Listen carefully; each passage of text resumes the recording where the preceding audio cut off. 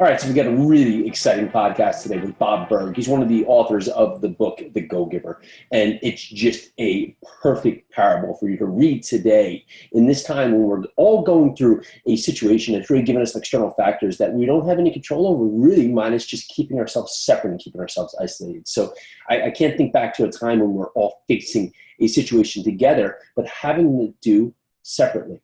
And noting that, 1918 was our last pandemic, there's not many people around that could really reflect on what this actually means. So listening today, take notes. Bob is really just a wealth of knowledge and a wealth of goodness and a wealth on really just how to create greatness around you by giving and by be open to receive.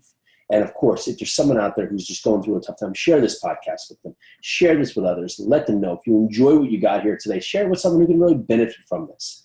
And go over to iTunes, give us a 5-star rating and review. And if you're listening to this, go over. You can check us out on YouTube. We got a lot of fun stuff going there as well. All right, here we go. Well, hello, Bob. Thank you for being on the show with us today. Super excited to have you. How are you? Oh, thank you, Jason. It's great to be with you.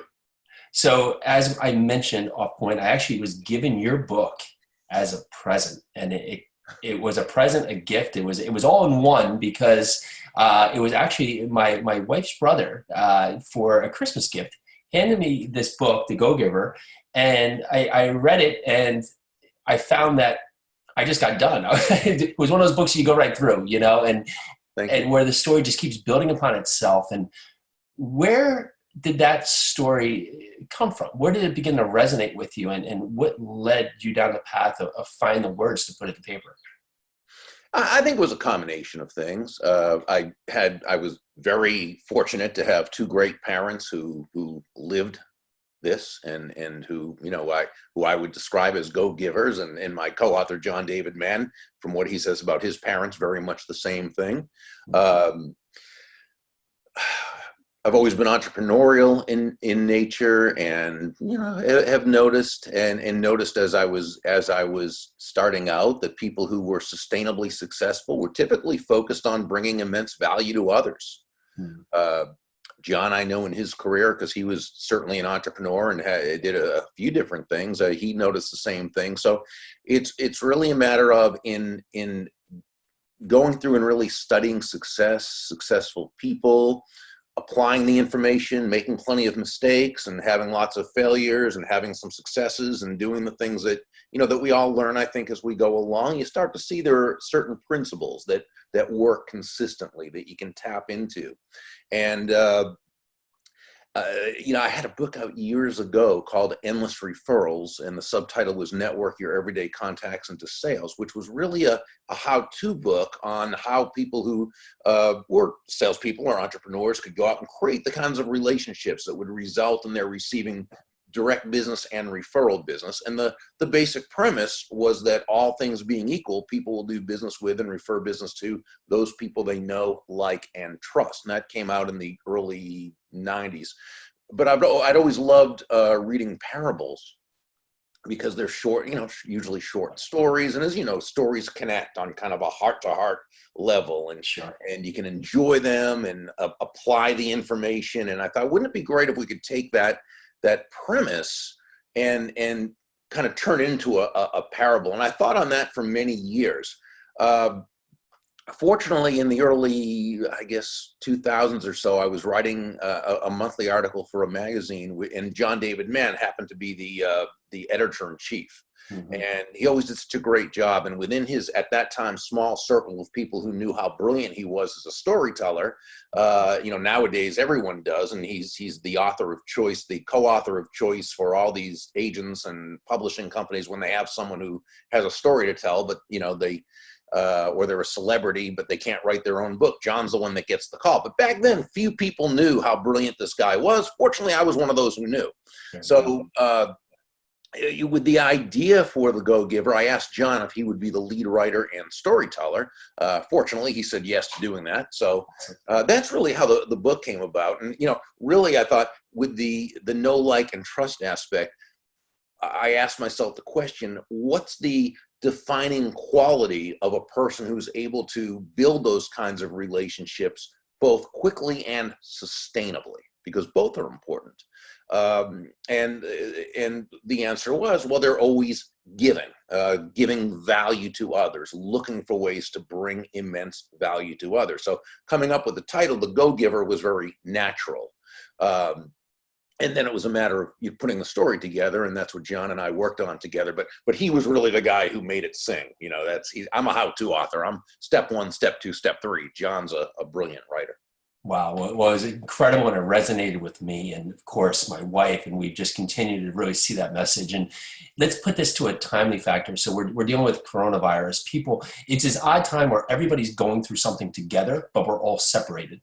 And so from that point of giving, what could be a thought process, putting the giving philosophy or mentality or steps or principles into place? What could be a thought process that someone who's sitting at home today and maybe is just reflecting on, oh, what was me? And here's this, well, giving back could create the right energy to really push me forward. What would be some steps or some processes they could put to give back, even though we're in this semi-state of isolation? You know, Jason, I don't know if I'd use the term give back, because you're not really, you know, to give back, you had to take something. Sure. Yeah. So, you know, I kind of don't really, you know, I think that word has come into the common vernacular, if you will, and it's another word for, I think, charity and doing nice things. But I've always said, you know, when people say give it back, it's almost like, well, I, you know, made my money by stealing or on the backs or doing bad things of others. No, I'm going to give back to society, you know, and you know, I'm not sure that's a healthy way of looking at it, really. Okay. You know, I mean, the way that you should make a lot of money is by providing immense value to a marketplace who willingly pays you for that. And if so, there was an exchange of value where both people come away better off after the exchanges than beforehand. So with that premise in mind, I think that if you have a lot of money, let's say, and you're giving a lot to charity and doing great things, and I think it's just giving. I mean, I think it's just giving because it's congruent with your values. I don't think of it as giving back so much. Now, if someone did something for you first and then you give, well, then you're giving back. So I think it's two different things. But I think the question really is, how can we focus on bringing value to others right now? Absolutely. And I mean, I think it's a great question, because right now that is the mode that we see so many people. And one thing I've been very impressed by, I've been less impressed by the people who try to utilize this to their advantage. I see the media causing, I think, a panic that is even more dangerous than the virus, which itself I think is very dangerous. Okay, and I don't like that people have done that, but we've seen a lot of good people out there who are doing good things for others right now. Whether it's that person, whether it's the healthcare workers, of course, who are risking their own health, but it's also the people who are checking in on their neighbors, and especially their elderly neighbors, who are very scared right now, obviously, because they're high risk, and making sure maybe that person, you know, if they're lonely, that they have someone to talk to, or that if they need some shopping done, or if they need a meal cooked or delivered to them, that they're doing those kinds of things. It's the person who, knowing that a lot of people have their kids home from school now, okay, it's maybe saying, hey, you know, I'm an authority on a certain topic. I can do a class by video if you want to put a bunch of kids together with their parents and do a whole class and discuss. You know what I'm saying? Yeah, so I think absolutely. there's so many ways that we can do things, that we can find ways to bring value to others. You know, it might be checking in on the people, and I know you have a lot of students that you and Peely, you know, teach how to do and you have a lot of, it's making sure they know you're there for them, which I know is what you do, because that's who you are. And so I think that's really what it is. It's reaching out to people and asking yourself proactively, how can I make these people feel, how can I make other people who need to feel more secure right now, how can I make them feel secure, help them feel secure? What can I do to bring value in that regard? Yeah, I love that. Just even the touch, just to say hello, to let someone Exactly. thinking of them in a time when everybody's just in a state of just unknown, right? And that alone can really help someone where everybody just feels the crunch separately and together, feels that I love crunch. what you said. I think you said it so perfectly earlier when you said we're in something right now together, Mhm. all alone, because we're supposed to be distancing Yeah, ourselves. I was trying to think of a relatable part, but I couldn't, right? Because I was just thinking of this time when we're really, usually it's maybe one section of the country or of the world or a group is dealing with something we're all looking at from the outside, but everybody's looking at this and still in this state of, there's no one really with an answer. And I think one of the cleanest parts here is that just keep the positive energy. And to say that, you have any advice for someone who they're just, maybe they've lost their job, or maybe they've been silent, or maybe they're stressing just to, how am I going to get to the next rent, next paycheck, groceries? Any advice to keep the energy flowing in the right direction?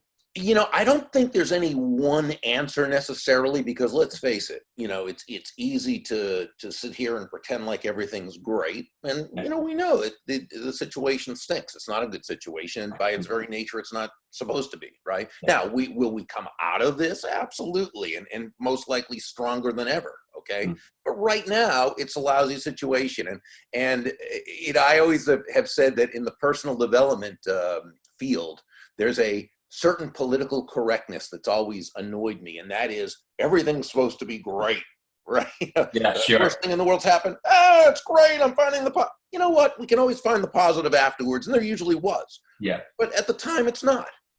And so sometimes it's just understanding where you are. It's being conscious of this is the situation. Now, that said, I also don't think, and I was kind of disappointed in an article I read the other day by a political pundit who I agree with sometimes, other times I don't, and I try to read all sides of different issues.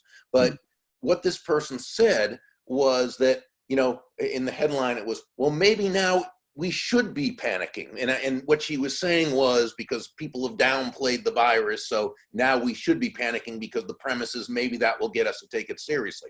Well, no, there's still no good time to panic. Panic in and of itself is a negative. It means there's an attachment, an emotional attachment, and that emotion is driving your decision making. There's nothing that we should panic about. Now, had she said, maybe it's time we take this more seriously, maybe it's time we consider what the right and wrong ways to handle it. Okay, that's a different thing, because of course we should. But to say panic as though that's a good thing, no, I don't agree with that advice. Doesn't mean I'm right, but that's how I feel, about that sort of alarmism. But as as you're saying, I think it's that we do logically look at this. We know it's not a good situation, but we're going to do the best we can. We're going to take the time that if we're not able to go out, we're going to use this time to maybe read more books, or watch a bunch of TED Talks, or spend more time with the family, and do the things we can, and do those things where we can make the best out of it. I would caution people about just letting yourself go into a depression. Now, some of the depression is not something we can help. It's a chemical, but I'm talking about sometimes we have the choice as to how we're going to look at something. And so my feeling is, to the degree that you can keep yourself looking forward, again, while acknowledging the situation as it is, I think that's really the best we all can do. And again, to the degree that you can sort of go a little bit outer focus instead of inner focus, and say, what can I do right now to make a contribution to someone? Who can I, as you were saying, who can I call who might need to hear from me? Yeah. Those are the things I think we can do. And what I love about that is it's point on that right now is a time when you just have to be honest. It's not great, but if you can find the good in this, right? Maybe you have wished for years to find a way to be home with your family. Well, now you have it. Maybe you've spent this time wondering about starting another business. There you go. So what can you find? Maybe now you get back to, being active, running or walking, or, whatever it is to keep you in motion. Well, maybe you have the time you can implement in that. And when you put that focus and put the spotlight on, well, there is good here.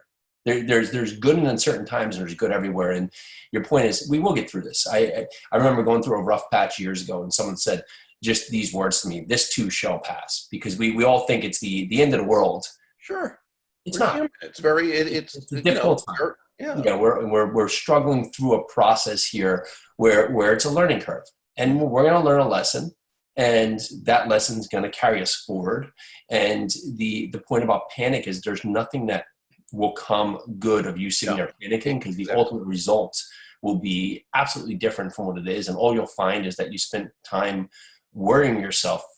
Some people probably, past a crazy point without really having any resolve, just really spending time and worthless energy. And with what you do with the Go-Giver and what you've said, you've said another thing here is that a quote you have is, your income is determined by how many people you serve and how well you serve them. And right now, the point about doing these classes, right? So whatever your profession is, like you said, this school teacher, my wife, her mother, my wife's Hawaiian, Pili, and her mother speaks Hawaiian. So we're actually doing Hawaiian classes with the kids through Zoom, just like we're doing here. But you start that, and you start these little points where you can add into days. Or we even had our karate class for the kids. The teacher got on Zoom yesterday, and they did their little karate class, and they just keep them in a rotation there where you just keep the energy going. Because would you have a suggestion, just really getting the word out there, and this is your mom, but even talking to kids, right? How are you now creating this language where the kids can understand this state they're going in, and how it's going to potentially alter their next month, few months, 6 months? Yeah, and I love that, because it's all in the frame that we set. And I often tell the story, and a frame is so important, because a frame is the foundation from which everything else transpires or takes place. Sure. And I often use the example of my favorite frame story being when I was in a Dunkin' Donuts. This is several years ago. I was in a Dunkin' Donuts, and there was a little boy, probably 2.5, 3 years old, who was running around the restaurant. And his parents called him over to the table. So he starts to run back over to the table, and he falls. He slips, and he didn't hurt himself, but you could certainly tell he was shocked. That was not something in his life experience, right? Yeah. As a parent, I'm sure you've seen that happen. So the first thing he did, the little boy, was what? He looked at his parents to find out, okay, what's the interpretation of this? This was not supposed to happen. I don't recognize this is happening. Is this a good thing? Is it a bad? Well, I really believe that had the parents gotten upset, panicky, oh no, my baby, right? He would have started to cry, right? But what they did is they handled it so beautifully. They walked over hurriedly, of course, but very calmly. They had smiles on their faces. They had this wonderful energy about them. They began to, applaud and laugh. And, oh, what a good trick. That looks like so much fun. Well, what did the little boy do? He began to laugh. It was fun, right? That was the frame he was given. Now, it was great leadership by the parents, right?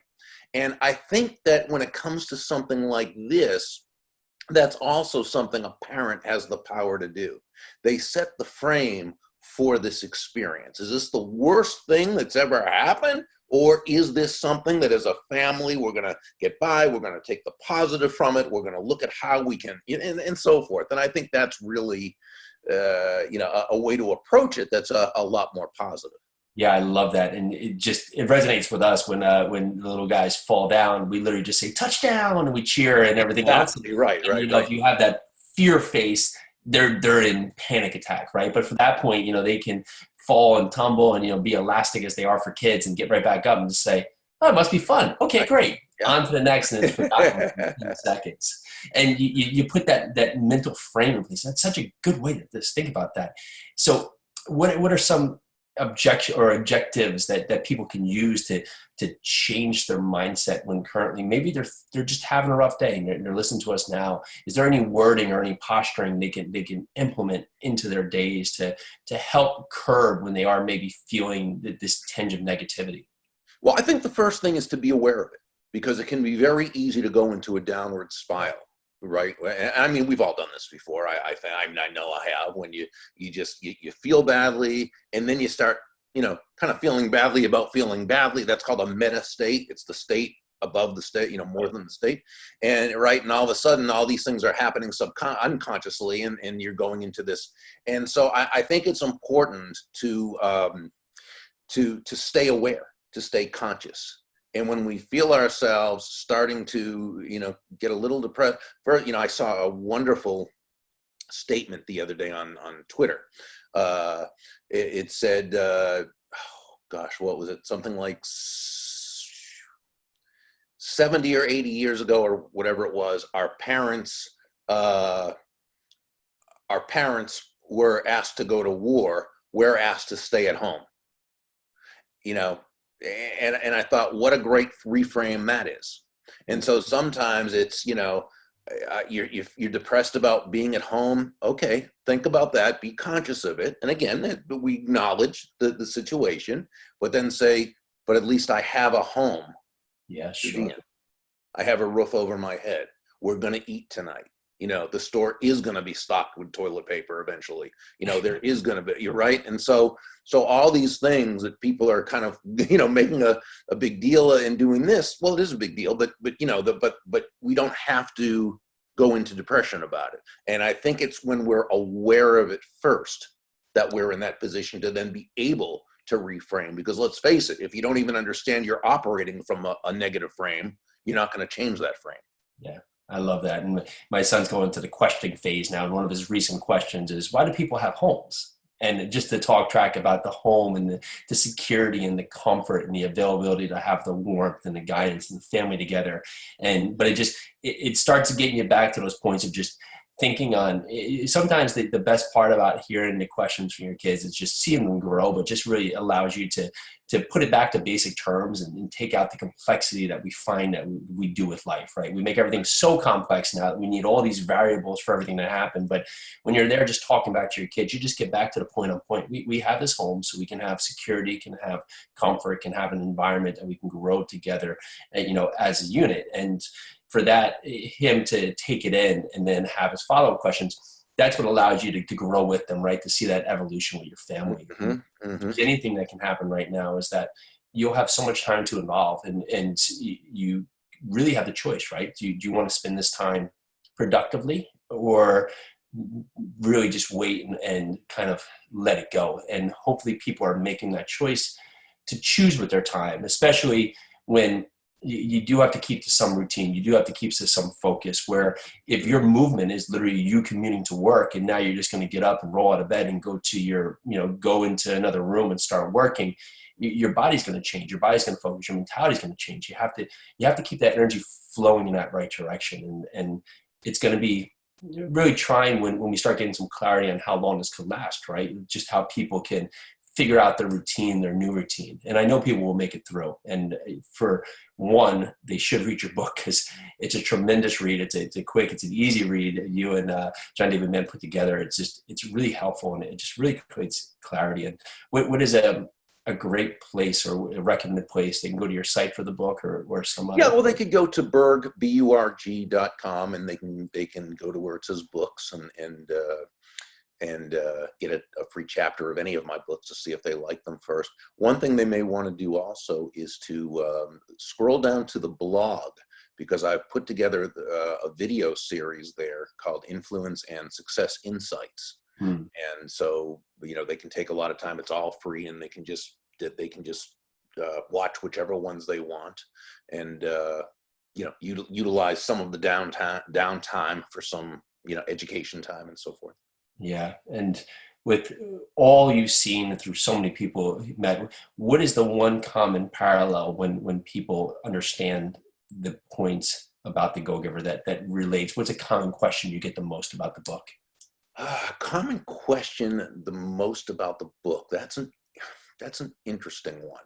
I think there's two of them. One is after people have read the book, Two, it's before people have read the book, because when you hear the term go giver and they haven't read the book yet, they think, oh, is it just giving yourself away? And of course it's not.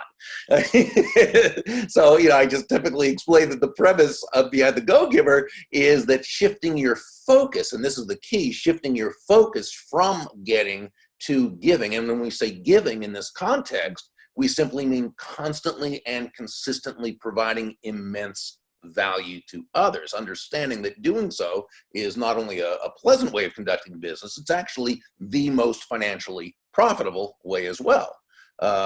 Why? Because when you can focus on bringing value to another human being, they probably are much more interested in doing business with you. It's so funny because I'll often, when I speak at a sales conference, one of the first things I'll say is, nobody's going to buy from you because you have a quota to meet. And we all laugh because we know that's true. They're not going to buy from us because we have a quota to meet. They're not going to buy from us because we need the money. They're not even going to buy from us because we're nice people. They're going to buy from us. They're going to buy from you, from me, from anyone who's what. They're going to buy because they believe they'll be better off by doing so than by not doing so. And that's the only reason anyone should buy from any of us. The good news with that is that entrepreneur or salespeople who can move from having a focus on themselves to a focus on the other person, that's the person who creates that environment for the know, like, and trust to happen. And that's why we say that money is simply an echo of value. It's the thunder, if you will, to value's lightning, which means nothing more than that the value that you're providing another human being must be the focus. The value comes first. The money you receive is simply a very natural and direct result of the value you've provided. I love that. And I mean, you look at what you and Peely have done with your business and how much immense value you've provided to so many people, both directly and indirectly. Wow. Right. And that you've expanded that to help so many people. Well, that's why you have the success you are, but your focus had to be on bringing that value. The result was the wonderful success, both financially as well as, mentally and emotionally and spiritually, and all the great ways that, that receptivity is about. It's like dominoes, right? When you just don't realize they're coming, and then all of a sudden one leads to the next, and the next, and it just allows it really just to keep moving. And it's a true lesson for everyone, is that there is always a greater outcome out there. And it's just really keeping good energy, keeping in good motion, keeping around great people, and providing value. And really that's where you will see such a great return. Super appreciate your work. Really appreciate your time. Thank you so much for coming on the show. Thank you. Pleasure. Thank you. Keep up the great work. We sure will. All right. Bye now.